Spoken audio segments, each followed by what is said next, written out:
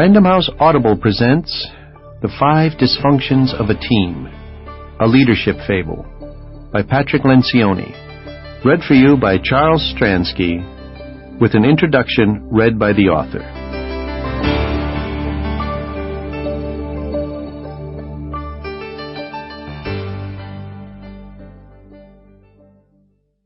Not finance, not strategy, not technology. It is teamwork that remains the ultimate competitive advantage, both because it is so powerful and so rare.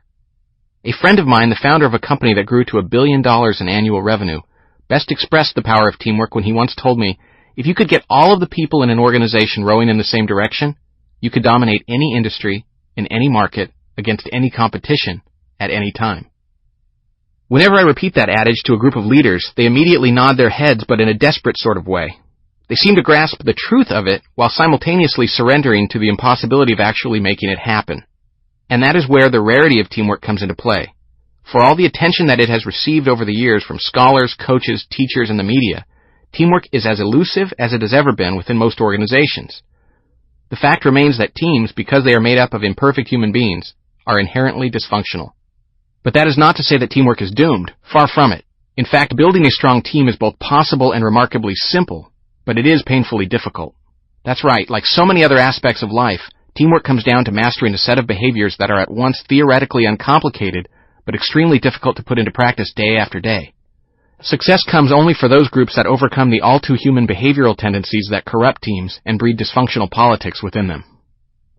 As it turns out, these principles apply to more than just teamwork. In fact, I stumbled upon them somewhat by accident in my pursuit of a theory about leadership. A few years ago, I wrote my first book, The 5 Temptations of a CEO, about the behavioral pitfalls that plague leaders.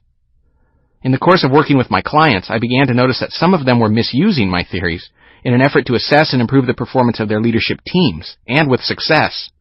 And so it became apparent to me that the 5 temptations applied not only to individual leaders, but with a few modifications to groups as well.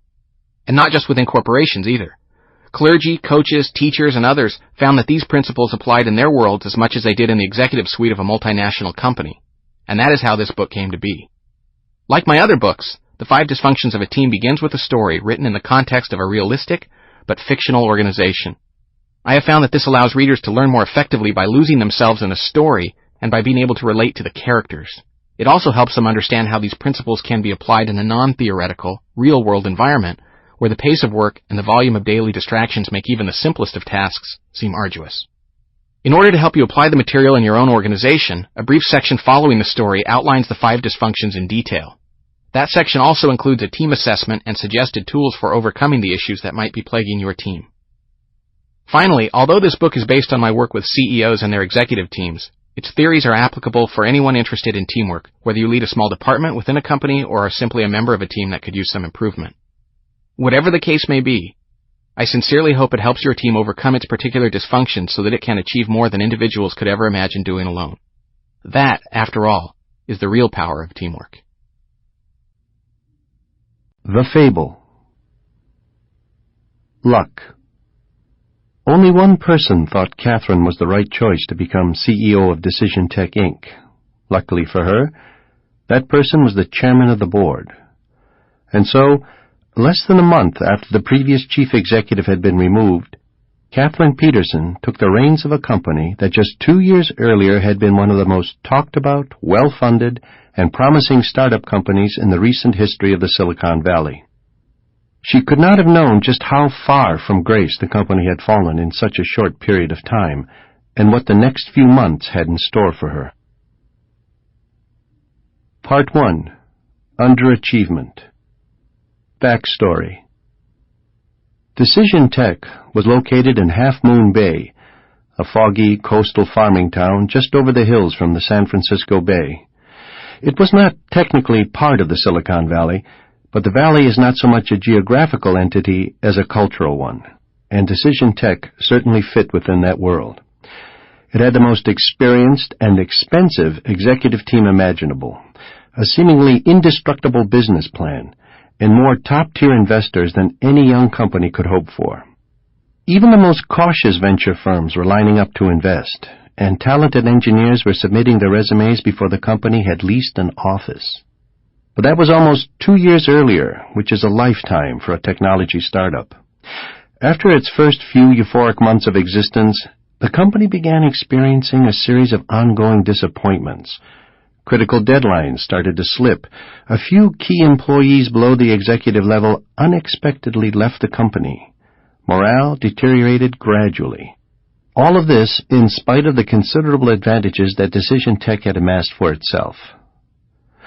On the 2-year anniversary of the firm's founding, the board unanimously agreed to ask Jeff Shanley, the company's 37-year-old CEO and co-founder, to step down.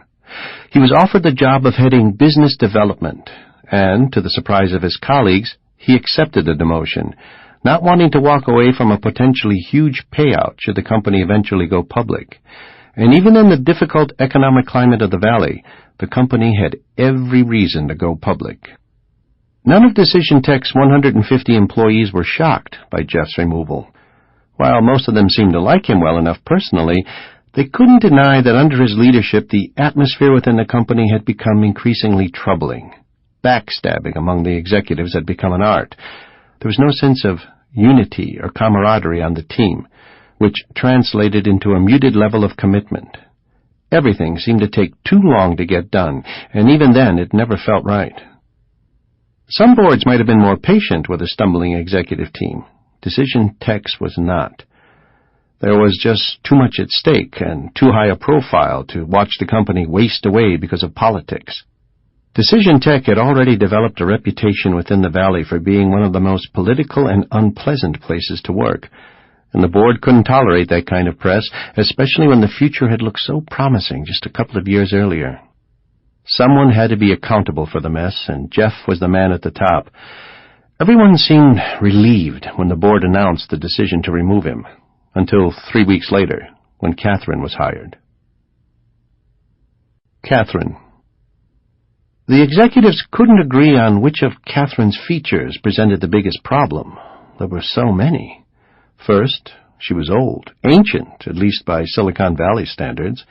Kathryn was 57. More important, she had no real high-tech experience other than serving as a board member of Trinity Systems, a large technology company in San Francisco. Most of her career had been spent in operational roles with decidedly low-tech companies, the most notable of which was an automobile manufacturer.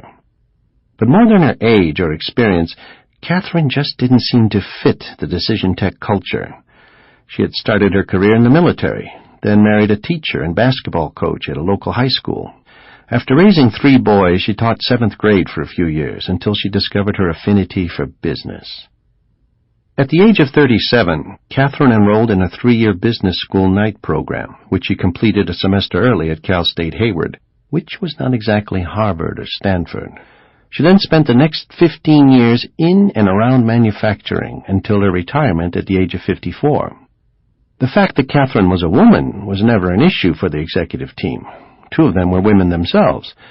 With much of their collective experience coming from the somewhat progressive world of high tech, most had worked for women at some time during their careers.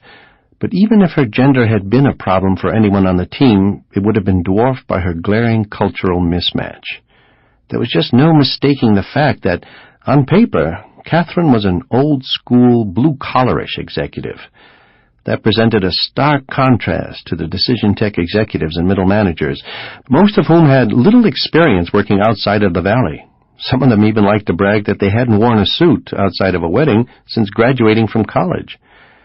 It was no surprise that, after first reading her resume, board members questioned the chairman's sanity when he suggested they hire Kathryn, but he eventually wore them down.